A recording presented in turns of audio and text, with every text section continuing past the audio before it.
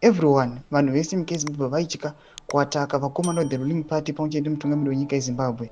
Nhau panapa Blessed Aragez akuonekwa sechampion, munhu ari kuonekwa kunzi aiwa akubringa back our freedom nyika yezimbabwe. Noti wasubscribe like turn on the bell icon.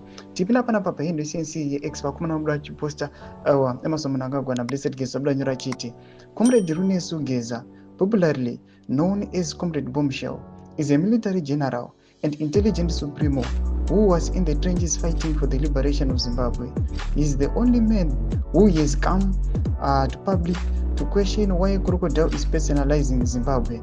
Kudos. Tomashwa anobuda nyora panapa achiti aiwa panguva inoi Blessed Arageza vanhu vanofanira kumutenda aiwa as much as they can. Noda kukuti aiwa achimirira mawo veterans panguva inoi akonzeresa rift mubato guru reZANU-PF. Panguva ino yatakuona kuti vakomana vakutya kunyange kuine vakomana vemauto vaivehesiteta vachitya kumobiliza. Panguva inoi vakomana vakuita vachikunyidzira vachifaitira for their own independence nevakomana vari kunge vachingoluta mastate funds. Mashoko atiri kuona panguva inoi kuti aiwa vanhu panguva inoi vakangomirira kungonzwa nhau kwokuti aiwa chabvaruka kwakati. Tiri kuona munyika yezimbabwe panguva inoi vanhu vakunyatsa kuona kuti aiwa nyika yezimbabwe yakunakidza kumanje. Tichiona even aiwa mamembers at the ruling party ZANU-PF panguva ino vari kutotya zvekare kutoita mapresa just because they know kuti anytime zvinogona kungovawira maconsequences aiwa akavabata panguva ino yatoona kuti ramangwana ravo rinozobuda risina kunaka. Tudze mafungiro enyu moti kudii pamusoro pechitiko ichi.